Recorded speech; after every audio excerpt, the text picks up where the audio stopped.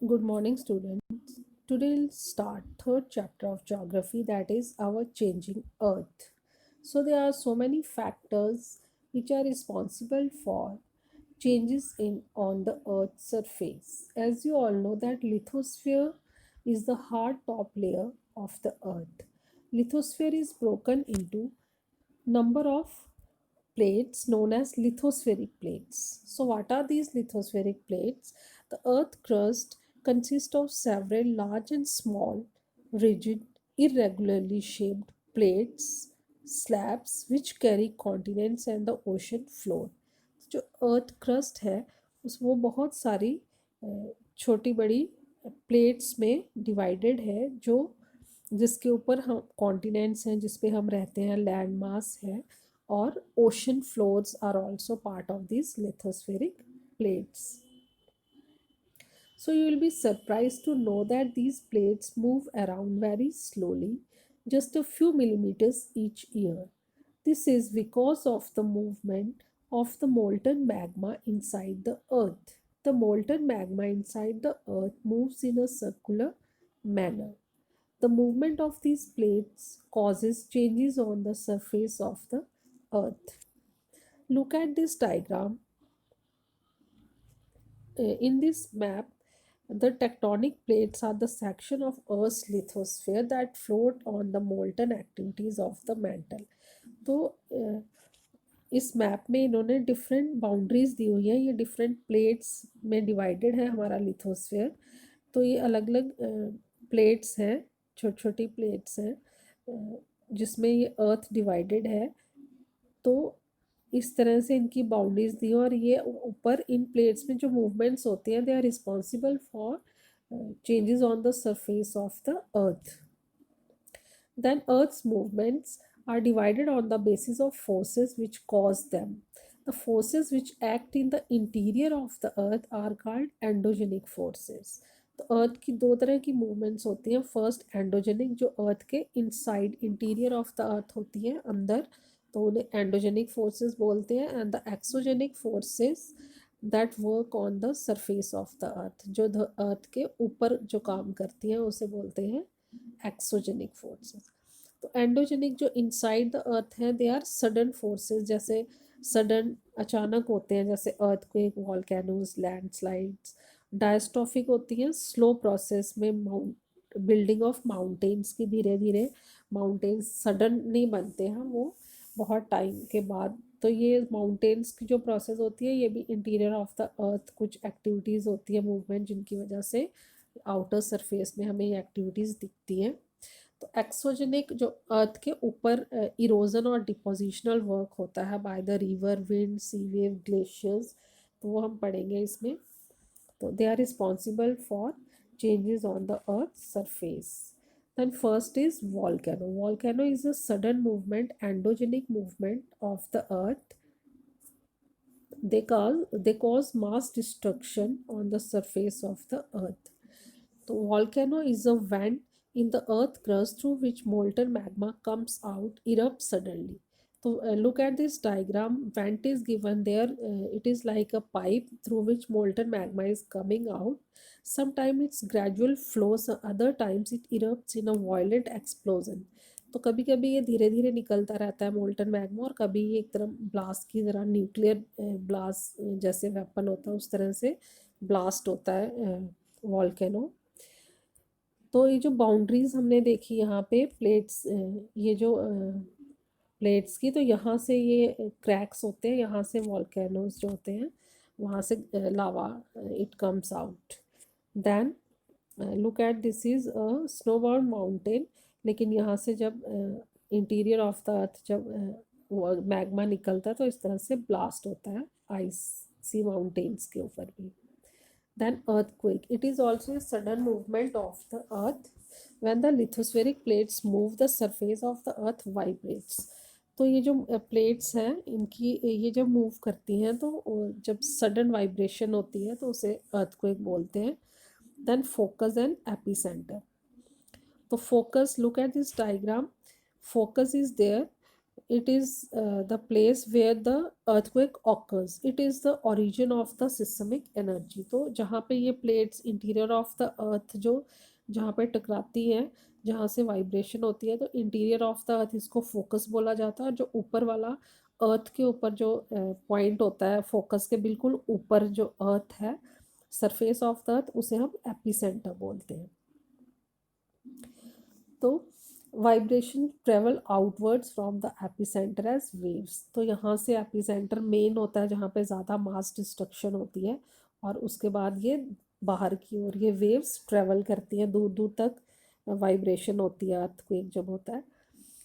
तो greatest damage is usually closest to the epicenter and the strength of the earthquake decreases away from the center। और जैसे दूर होता जाता है तो है वो कम नुकसान होता है, थोड़ी वाइब्रेशन कम होती है।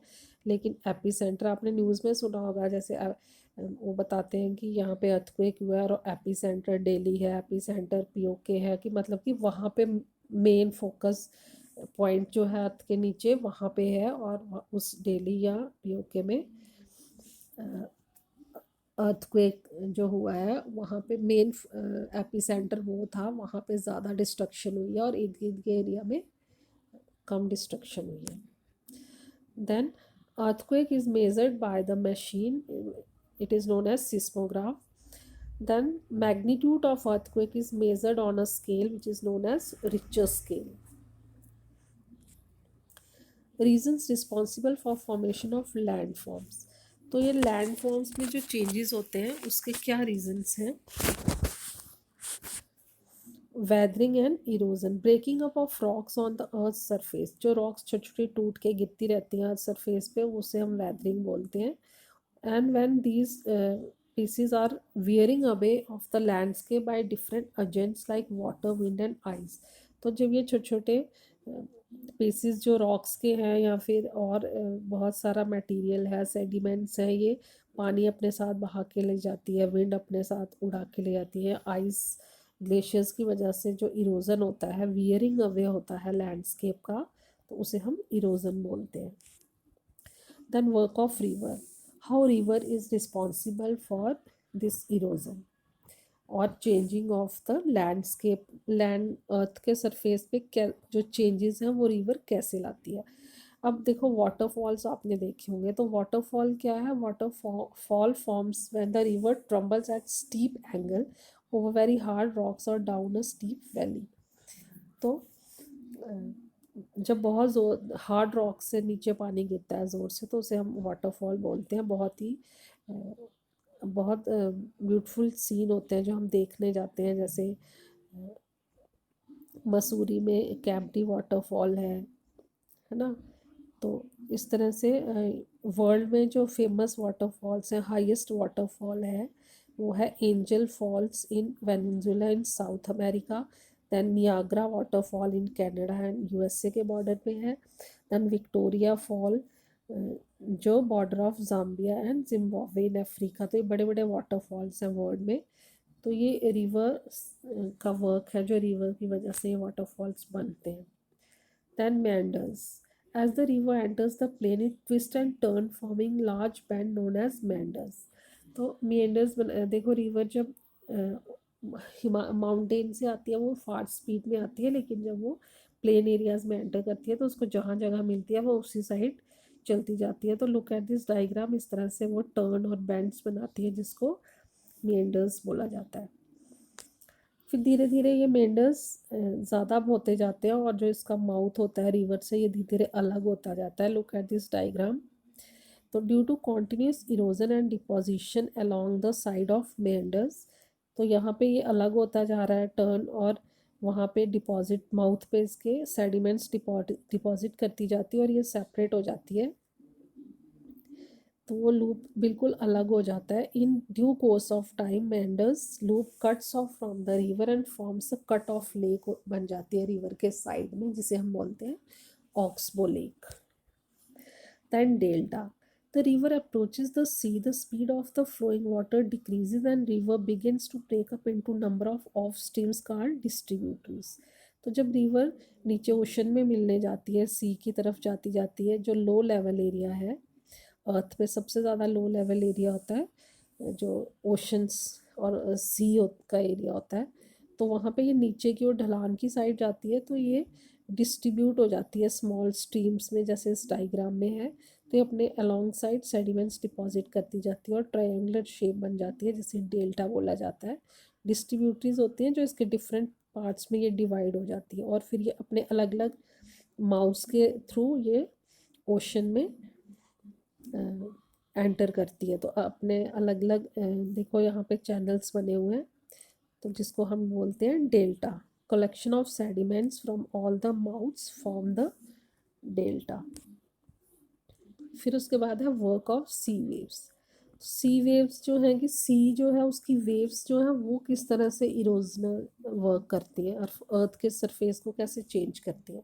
देखो वो सी केव्स बनाती हैं। Sea waves continuously strike at the rocks and develop cracks. Over the time, they become larger and wider. Thus, hollow-like caves are formed on the rocks, which are called sea caves. तो टकरा टकरा के rocks के साथ वो ऐसे उसको अंदर थोड़ा छेद सा कर देती है, जिसको हम केव जैसी शेप बन जाती है, जिसको हम सी केव्स बोलते हैं। और फिर sea arches, the bigger cavities only the roofs of the caves remain. Arch like structures are form known as sea caves. देखो इस डायग्राम में सी आर्चेस बताया, ये बिल्कुल ही टकरा टकरा के वो बिल्कुल हॉलो जैसा स्ट्रक्चर बना देती हैं। ये बीच रॉक्स ऊपर आ जाती हैं और बीच से पानी दूसरी साइड भी हम बोट्स के थ्रू रॉक्स के बीच में से भी जा सकते हैं। इसको हम बोलते हैं सी आर्चेस। फिर है stacks. When further erosion breaks the roof and only walls are left, these walls like structures are called stacks. तो जब ये पूरी रॉक्स टूट जाती हैं और सिर्फ ऐसे सिर्फ रॉक के पीसेस खड़े रह जाते हैं, जिनको स्टैक्स बोलते हैं। तो these all are the erosional work of sea waves. Then sea cliff. Sea cliff क्या होती है? जब बहुत ऊपर रॉक्स के ऊपर से नीचे पानी गिरता है। सी में तो कट ऑफ होती है रॉक, तो वो ओशन या सी के किनारे, तो उसको हम बोलते हैं सी क्लिफ, जहाँ से सीधा वाटर ओशंस में गिरता है। Then work of ice. तो जो ग्लेशियर्स हैं they are also responsible for